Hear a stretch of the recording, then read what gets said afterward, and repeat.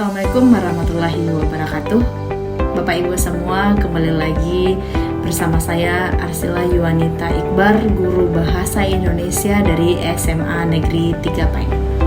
Video kali ini kita akan membahas tentang surat lamaran, bagaimanakah sistematika dari sebuah surat lamaran dan unsur-unsur dari sebuah surat lamaran itu seperti apa. Pada video kali ini, dengan tujuan pembelajaran itu yang pertama adalah menentukan isi dan surat lamaran pekerjaan, dan yang kedua itu menemukan hal-hal yang penting yang harus ada di dalam sebuah surat lamaran, serta menemukan unsur-unsur yang ada di dalam surat lamaran pekerjaan baik secara lisan maupun secara tertulis. Surat lamaran adalah surat yang dibuat oleh seseorang atau pelamar untuk mendapatkan sebuah pekerjaan. Jadi di dalam membuat sebuah surat lamaran itu harus ada beberapa yang harus ditonjolkan di dalam surat lamaran. Yang pertama ada pendidikannya, terus pengetahuan, pengalaman, kecakapan, keterampilan, serta kepribadian. Itu dijelaskan secara singkat dalam sebuah surat lamaran. Di dalam membuat surat lamaran pekerjaan, kita harus melihat sistematika dari surat lamaran pekerjaan. Jadi ada beberapa sistematika yang harus kita perhatikan. Itu yang pertama yang kita tuliskan adalah perihal, lampiran, terus tanggal dan pembuatan surat. Seterusnya ada salam pembuka. Setelah itu ada paragraf untuk pembuka surat lamaran pekerjaan dan paragraf isi dari surat lamaran pekerjaan tersebut, dan ada paragraf penutup. Setelah itu ada salam penutup, dan juga jangan lupa ada tanda tangan dan nama dari seorang pelamar pekerjaan tersebut. Baik, ini adalah sebuah contoh dari surat lamaran pekerjaan yang sesuai dengan sistematika surat lamaran pekerjaan. Yang pertama itu ada bagian perihal, bisa kita lihat sendiri. Pada bagian perihal ini dalam surat lamaran pekerjaan menjelaskan topik atau isi surat tersebut yang ditempatkan di pojok kiri atas. Dan yang kedua ada bagian lampiran. Pada bagian lampiran di sini diisi dengan banyaknya persyaratan yang dilampirkan pada bagian isi surat lamaran pekerjaan. Misalnya, lampiran dalam surat lamaran tersebut adalah 5 berkas. Dan yang selanjutnya, yang ketiga, ada tempat dan tanggal pembuatan surat.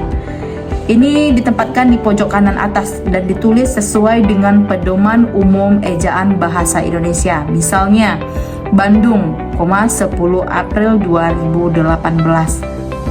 Dan seterusnya, pada poin nomor 4, ada alamat atau tujuan surat. Pada alamat dan tujuan surat ini, penulisan alamat yang dituju harus memperhatikan hal-hal berikut ini. Yang pertama, tidak menggunakan kata kepada, menuliskan kata ibu atau bapak menggunakan huruf awal kapital, menuliskan PT tanpa menggunakan tanda titik, dan terakhir tidak menyingkat kata jalan. Yang kelima selanjutnya sistematikanya adalah penulisan salam pembuka. Penulisan salam pembuka ini diawali huruf kapital dan diikuti dengan tanda koma, misalnya dengan hormat, begitu ya. Dan yang seterusnya ada yang keenam, paragraf pembuka. Pada paragraf pembuka ini menjelaskan informasi lowongan yang didapat atau posisi atau jenis pekerjaan yang diharapkan atau yang dilamar, dan identitas pelamar harus menggunakan huruf awal kapital. Selanjutnya yang ketujuh itu ada isi surat. Pada bagian isi surat ini merupakan bagian yang menunjukkan kualitas diri pelamar. Di bagian ini pelamar mencantumkan lampiran-lampiran sebagai bahan pertimbangan perusahaan.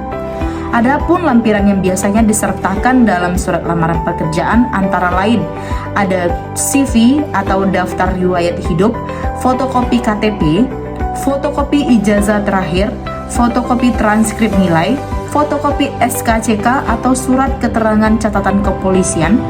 Seterusnya surat keterangan sehat dari dokter atau dinas kesehatan. Dan yang terakhir ada foto 4x6 yang berwarna terbaru. Begitu yang untuk paragraf yang nomor 7 ya, untuk isi surat. Selanjutnya ada yang ke-8, ada sebuah penutup atau penutup surat. Paragraf ini berisi harapan dan ucapan terima kasih dari seorang pelamar. Dan yang ke-9 ada salam penutup.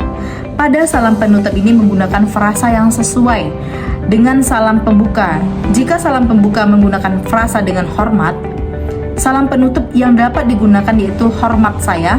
Jangan lupa gunakan tanda baca koma di akhir salam. Dan yang terakhir, ini yang paling penting dari sebuah surat lamaran pekerjaan, tanda tangan dan nama terang yang dituliskan pada bagian akhir surat di sudut kanan bawah.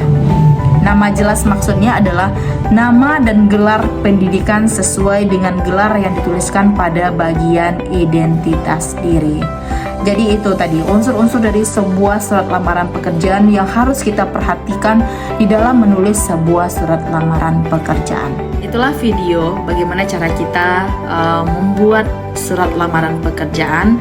Jadi di dalam membuat surat lamaran pekerjaan itu kita juga harus memperhatikan beberapa sistematika atau unsur-unsur yang harus ada di dalam sebuah surat lamaran pekerjaan tersebut.